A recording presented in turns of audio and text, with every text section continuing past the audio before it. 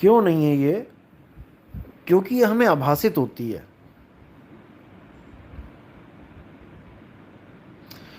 जो चीज़ हमें आभास में आती है हमें लगता है कि वो एग्जिस्ट कर रही है।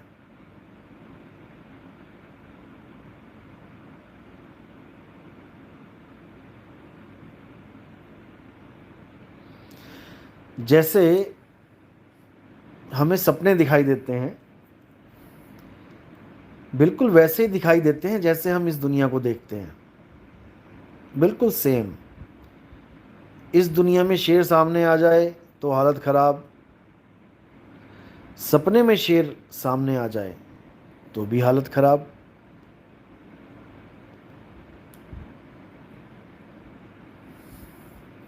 ऐसा नहीं है कि हम सपने में शेर देखें और खुद ही समझ जाएं कि अरे नहीं नहीं यार, ये तो सपना है, मैं नहीं भागता, ये तो नकली शेर है, सपने वाला शेर है, मैं नहीं भागता।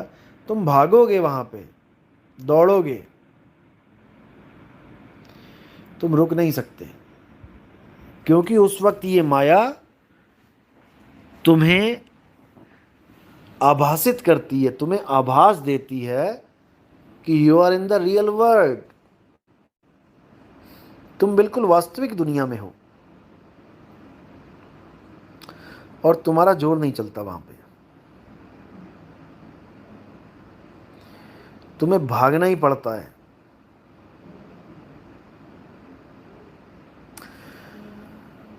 और जब तुम भाग के बेड पे आते हो, अब बताओ, तुम जंगल में थे और तुम्हारे पीछे शेर दौड़ रहा था, तुम्हें रास्ता किसने बताया तुम्हारे बेड तक पहुंचने का?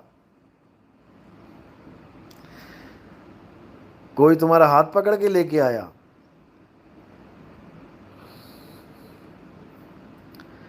तुम अपने बेड पे जागे, 50 शेर तुम्हारे पीछे भाग रहे थे, जिसमें से एक भी शेर तुम्हारे साथ वहां से भाग के यहां तक नहीं आ पाया। क्यों नहीं आ पाया?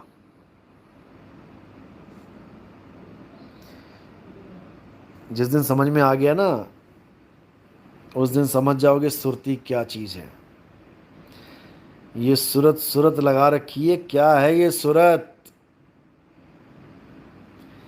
उस दिन समझ पाओगे। जिसको बोला है सूरत फंसी संसार में और तासे पड़ गई दूर, सूरत बांध स्थिर करो, आठों पहर हुजूर। ये क्यों नहीं बोला कि आठों पहर गुरु के चेहरे पे सूरत स्थिर करो, या आठों पहर किसी को किसी नाम को जपो, या आठों पहर किसी को देखते रहो? क्योंकि आठों पहर आप कुछ कर ही नहीं सकते। आठों पहर किस गुरु को ताकोगे बताओ? दुनिया में और काम नहीं करोगे क्या? गुरु गुरु के आगे बैठ जाओगे जाके, सारे काम धंधे छोड़ के? आठों पहर का मतलब होता है 24 घंटा। आपका सपने लेने का भी टाइम उसी में आता है, आठों पैर में, जब आप सो रहे होते हो। अब एक पंथ और चल रहा है, नाम नहीं लेता मैं किसी का, लेकिन अगर मेरा सत्संग सुन रहा होगा तो आग लग जाएगी अंदर तक। वो कहता है, उनके पंथ वाले कहते हैं कि आठों पहर भक्ति तब कर पाएंगे जब दिल में ध्यान रखेंगे, हृदय में। हृदय कमल में जाएंगे ये लोग। कहते हैं जब हम सो रहे होते हैं तो हम परमात्मा के पास होते हैं, और जब हम जाग जाते हैं तो हमारी त्रिकुटी में ध्यान आ जाता है, सूरत त्रिकुटी में आ जाती है, हम परमात्मा से दूर हो जाते हैं।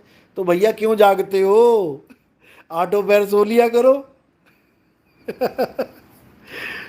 आठों पैर जागना मुश्किल है, सोना तो आसान है ना, कुंभकर्ण बन जाओ, 6 6 महीना सोवो, परमात्मा के पास रहो, कौन मना कर रहा है? ये हाल है इन लोगों का। गलत जून में आ गए कुंभकर्ण का भाई बनना था इन लोगों ने, और 6-6 महीना सोते परमात्मा के पास, आठों पैर छोड़ो, बढ़िया 24 घंटे वहीं थे। इनको नहीं समझ में आने वाला भाई। तुम्हें कौन लेके आता है त्रिकुटी तक जब तुम सो रहे होते हो?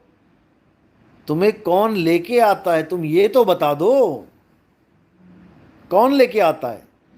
अगर वहां से तुम्हें खींच के ला सकता है वो, तो तुम्हारी मुक्ति कहां हो पाई?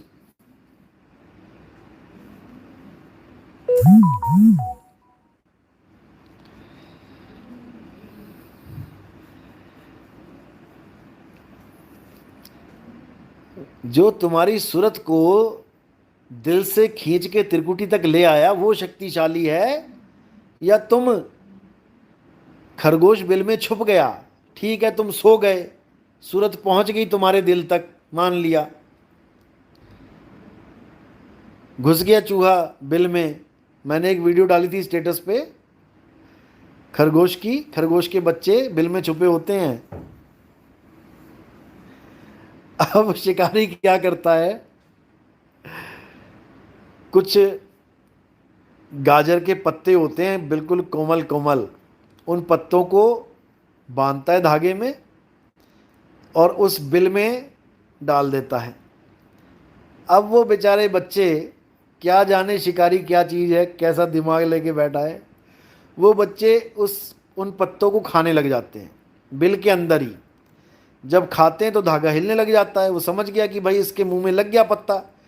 अब वो धीरे धीरे धीरे धीरे धीरे करके वो पत्तों को बिल से बाहर ले आता है। अब वो खाने में इतने मशगूल हुए पड़े हैं, उनको यही नहीं याद रहता और यही नहीं समझ में आता कि हम तो बिल से बाहर आ गए, माँ हमें बिल में छोड़ के गई थी। और वहीं पे धर पकड़ता है। वही हाल इन लोग का होने वाला है। ये घुसेंगे अंदर और वो खींचेगा बाहर, तब इनकी वो हालत हो जाएगी कि धोबी का कुत्ता, न घर का न घाट का, तब वो हालत हो जाएगी। और जो ये काम कर रहे हैं उसका नाम बता देता हूं, क्योंकि इनको तो इनके गुरु ने नाम भी नहीं बताया होगा। कौन सी अवस्था है वो? जागृत अवस्था आंखों में होती है। ये लोग जागृत अवस्था में आने को कहते हैं कि तुम काल जाल में फंस गए, सूरत आंखों में आ गई, त्रिकुटी में आ गई। जागृत अवस्था में जब आप आ गए तो आंखों में सूरत आ गई। जब आप स्वप्न अवस्था में जाते हो तो कंठ में सूरत चली जाती है। जागृत स्वप्न जो हृदय की अवस्था है वो सुषुप्ति है। ये सुषुप्ति को सत्य मान बैठे हैं। अभी ये नहीं पता कि उससे आगे तुरिया तुरियातीत, उससे भी परे की अवस्था है, मूल अवस्था। एक तो है सूरत की अवस्था जो पूरी बॉडी में चक्कर काट रही है, कोई एक जगह नहीं है ये कि इस पूरी बॉडी में एक ही जगह रहती है। इसकी अवस्थाएं बदलती रहती हैं। जब तक ये निज स्वरूप में नहीं आ गई, जब तक ये अवस्थाएं बदलती रहेंगी। कोई माई का लाल इस अवस्था को रोक नहीं सकता। ये नेचुरल है। ये काया का सिस्टम ही ऐसे बनाया है कि अपने आप अवस्था बदलती रहती है। अब केवल शब्द गुरु है जो आपकी सारी अवस्थाओं को साइड में लगा के आपको निज आनंद में ले आता है। आपको आपका असली स्वरूप पता लग जाता है। इस काया में जितनी भी अवस्थाएं हैं उन सबको आप रिजेक्ट मार देते हो, क्योंकि जब ये काया ही नहीं रहनी भाई तो तुम्हारी अवस्था कहाँ रहेगी? इतना भी नहीं समझते ये लोग। इस काया को छोड़ना पड़ेगा, बाहर निकलना पड़ेगा। कहाँ जाओगे बाहर निकल के? कोई संत महात्मा ने आज तक बोला कि काया में रहोगे हमेशा, कि दिल में ध्यान लगा लिया दिल में ही रह जाओगे, कि नाभि में ध्यान लगा लिया नाभि में ही अटक जाओगे? इन दरवाजों में से बाहर निकलना ही पड़ेगा, और 10वें दरवाजे में से निकल जाओ तुम, तुम्हारी मुक्ति नहीं होने वाली।